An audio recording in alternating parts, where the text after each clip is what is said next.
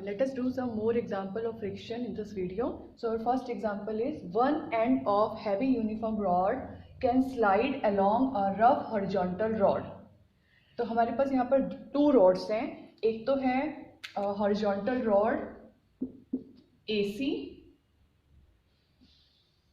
This one, और दूसरी rod वो है जो जिसने स्लाइड करना है and to which it is attached by a ring.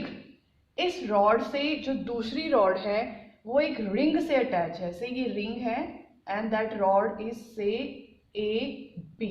ये ले लेते हैं हम सेकेंड रॉड को AB. B and C are joined by a string. B और C को स्ट्रिंग से ज्वाइन करना है, दिस वन. स्ट्रिंग में हमेशा क्या जाती है, टेंशन. रॉड का वेट मिडल पॉइंट पर एक्ट करेगा बिकॉज रॉड इज यूनिफॉर्म दी हुई है आपको. सो इसका जो वेट है that will act at middle point and we know weight is always vertically downward.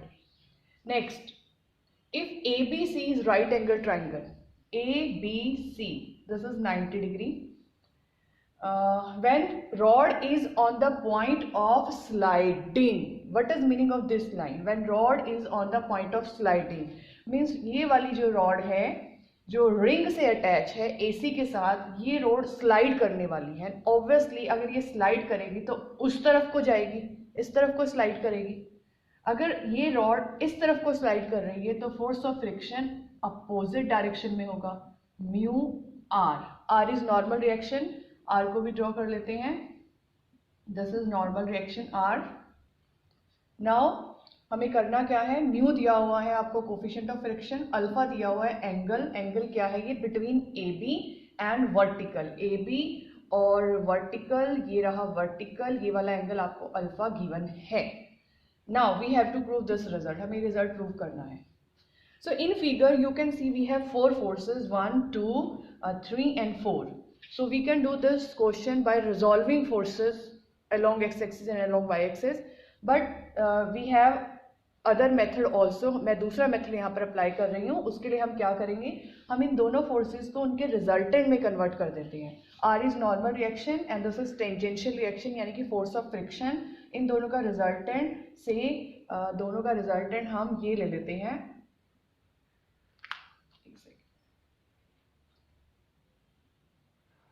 से दिस वन S. मैंने R और म्यू आर का रिजल्टेंट S लिया है. अब R और म्यू आर को हम भूल जाते हैं because now we have S.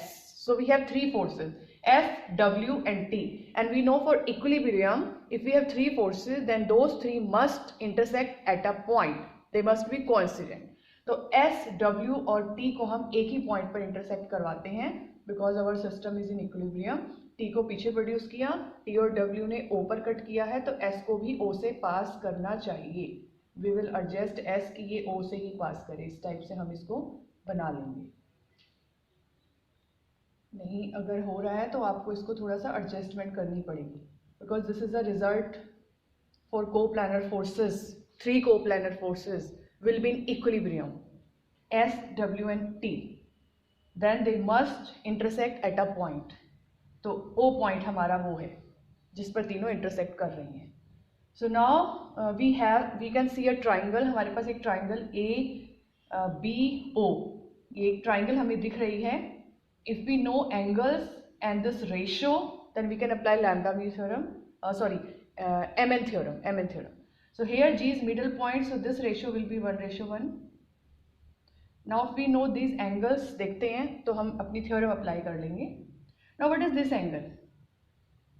This is angle between normal reaction and reaction. और हमने लास्ट वीडियोस में पढ़ा था कि नॉर्मल रिएक्शन और रिएक्शन के बीच के एंगल को हम लैम्डा कहते हैं, angle of friction. And if this angle is lambda तो यू कैन सी कि this angle is also lambda because ये एक ही लाइन है और ये वर्टिकल है, ये वर्टिकल है. So this is lambda then this is also lambda.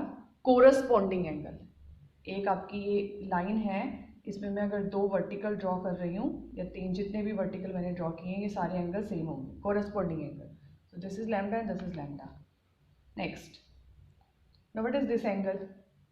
since it is 90 degree, it is alpha, so it will be 90 minus alpha. So now we have all the angles. We can apply MN theorem in this triangle, in triangle AOB. What MN theorem says, 1 plus 1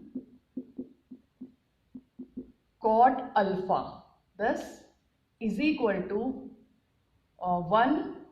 MN theorem एक बार remind कर लेते हैं, यहाँ alpha है, okay हमें opposite side वाला पहले लिखना है. सो ये will be 1 cot lambda minus 1 cot 90 minus alpha. So now let us simplify it. This is cot lambda minus tangent lambda. We have to find mu and we know that कि mu is equal to tangent lambda. So cot lambda को मैं 1 over tangent lambda लिख रही हूँ minus tangent alpha 2 cot alpha. This is our mu, so it will be 1 over mu. इसको इस side ले आते हैं, cot alpha plus tangent alpha. So mu is equal to 1 over 2 cot alpha plus tangent alpha. So इसको simplify करेंगे, ये आपके पास आ जाएगा 2 over tangent alpha plus tangent alpha. तो 2 plus this will be, after simplify you will get tangent alpha ऊपर, tangent alpha 2 plus tangent square alpha. After simplify you can easily simplify this. We are getting our result. So next example. So next example is a uniform rod rests in equilibrium within a rough vertical circle. So here circle is given. Say this is circle, vertical circle. और हमें a uniform rod rest within this circle. इसके अंदर एक rod को रखना है. उससे पहले जरा ये समझ लेते हैं. सपोज कि आपके पास एक बाउल है, एक बाउल का एग्जांपल लेते हैं और आपने इसमें स्पून रखा हुआ है. सपोज आपने स्पून रखा हुआ है, ओके स्पून का जो ये एंड है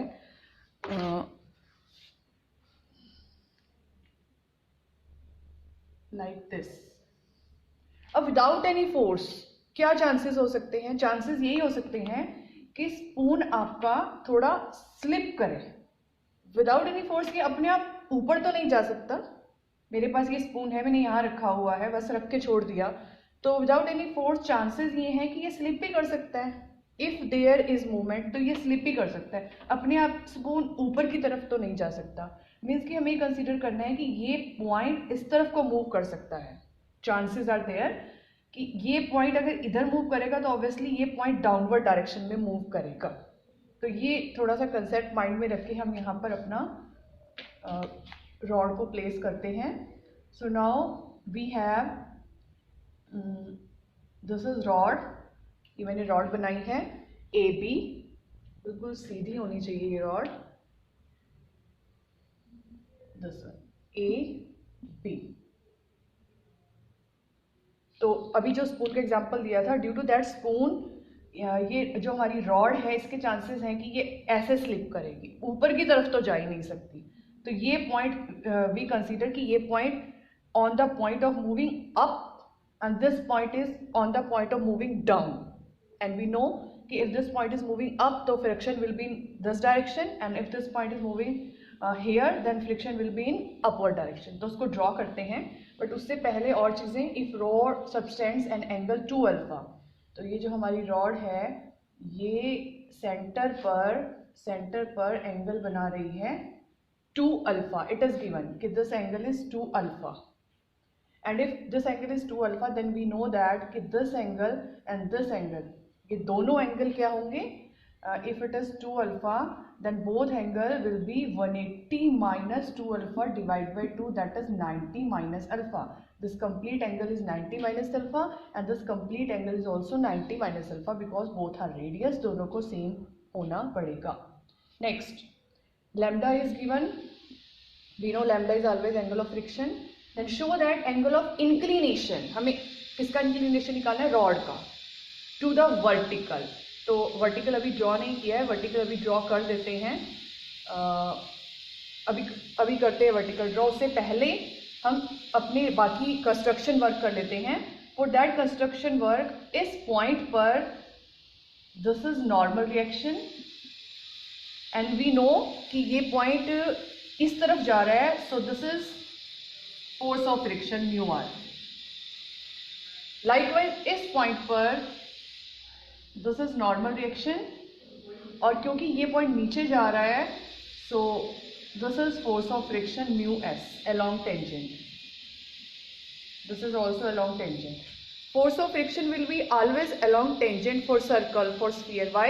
Because force of friction comes only because of motion और अपोजिट डायरेक्शन में आती हैं, एंड वी नो कि velocity for a circle particle, if particle is on a circle then velocity will be along tangent, तो force of friction भी tangent के अलग होगी but in opposite direction. Likewise here also. Now हमने normal reactions R और mu R draw कर दिए हैं और इस पॉइंट पर एस और म्यू एस ड्रॉ कर दिए हैं, बट हम इनका रिजल्टेंट ड्रॉ करते हैं। आर और म्यू आर का रिजल्टेंट इन दोनों के बीच में ही कहीं होना चाहिए, तो आर और म्यू आर का मैं रिजल्टेंट ड्रॉ कर रही हूँ। So this is the resultant of R and mu R, say R dash. Likewise S और म्यू एस का रिजल्टेंट भी इन दोनों के बीच में कहीं होना चाहिए। So this is the resultant of, this is S and mu S, say S dash. Now since rod is uniform तो वेट भी मुझे ड्रॉ करना है। वेट बिल्कुल कॉर्नर पर चला जाएगा, इसको थोड़ा सा एडजस्ट कर लेते हैं क्योंकि वेट थोड़ा सेंटर पर दिखना चाहिए, वेट थोड़ा सेंटर पर दिखना चाहिए, तो इसको ऐसा करते हैं, यहाँ ले आते हैं दिस वन। एस और म्यू एस का रिजल्टेंट मैं ड्रॉ कर रही हूँ। हमें थोड़ा सा ये एडजस्टमेंट करनी पड़ती है। क्यों कर रहे हैं हम ये adjustment? This is our S dash. ये एडजस्टमेंट क्यों कर रहे हैं? वाई? बिकॉज वो रिजल्ट जो हमें पता है कि if under three forces system is in equilibrium, तो तीनों फोर्सेस को एक पॉइंट पर कट करना पड़ेगा। Meet, three forces will meet at a point, means coincident. तो अभी मुझे इसका वेट ड्रॉ करना है एंड वी नो कि वेट मिडल पॉइंट पर आना चाहिए। बट अब मैंने क्या किया, एस और म्यू एस नहीं है हमारे पास, एस और म्यू एस के प्लेस पर एस डैश है, उनका रिजल्टेंट। लाइकवाइज आर और म्यू आर नहीं है, उन दोनों के प्लेस पर आर डैश है, उनका रिजल्टेंट। और एस डैश और आर डैश जहाँ पर कट कर रहे हैं से ओ डैश पर, वहीं से वेट को भी हमें पास करवाना पड़ेगा। तो थोड़ा सा ऐसे वेट ड्रॉ करते हैं कि वो वहीं से पास करे, here this one. This is very very important.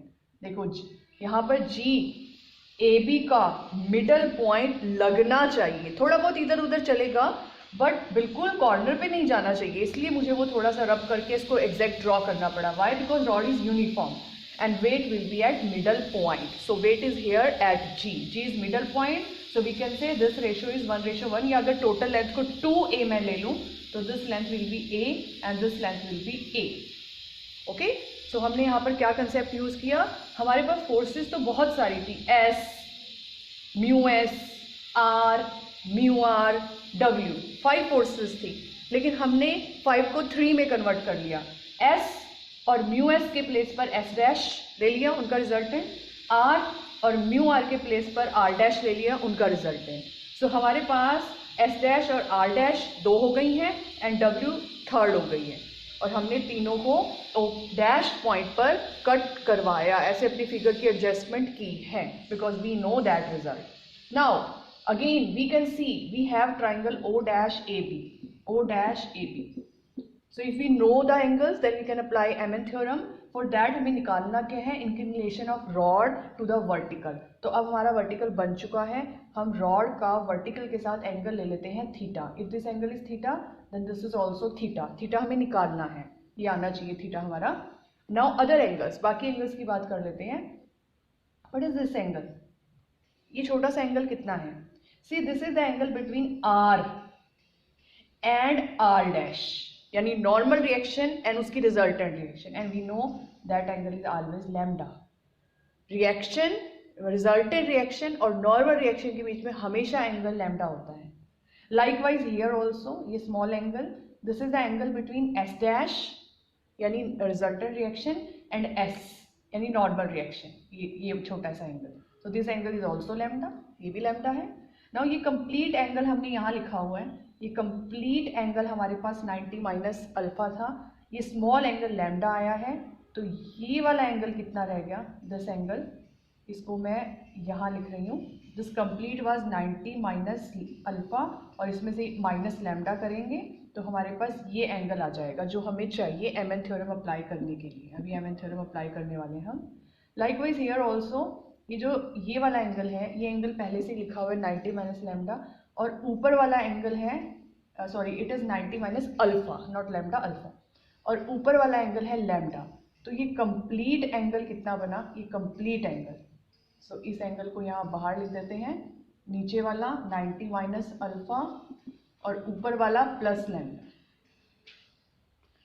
सो हमने अपनी ये triangle O dash A B के एंगल्स लिख लिए हैं। ये एंगल मैंने यहाँ लिखा है और ये वाला एंगल मैंने यहाँ लिखा है। So we can apply MN theorem here in triangle O dash A B. So MN theorem says that A plus A cot theta is equal to A cot of, okay, अब यहाँ पर हमारे पास base angle है। Yes, यहाँ पर हमारे पास बेस एंगल है।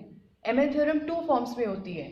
अगर हमें अपर एंगल्स पता होते हैं then we will apply first part of MN theorem, but यहाँ पर हमें बेस एंगल्स पता है तो हमें एमएन थ्योरम का जो सेकंड पार्ट है वो अप्लाई करना है हियर। बट यहाँ पर तो दोनों ही साइड्स ए हैं तो कोई फर्क नहीं पड़ेगा ज़्यादा। It will be A cot of this minus A cot of that angle, this one.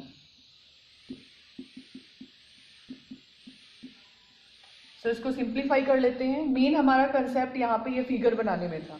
अगर फिगर इजली बन गई है then we can easily apply MN theorem, और जस्ट टू लाइन का ये रह गया आपका A cancel. So we have 2 cot theta is equal to cot 90 minus this angle will be tangent of alpha plus lambda. Likewise here will be tangent of alpha minus lambda, and it is 2 cot theta is equal to sin alpha plus lambda over cos alpha plus lambda. Likewise here sin alpha minus lambda cos alpha minus lambda. इसको simplify कर लेते हैं and after simplifying हमारा result आ जाना चाहिए।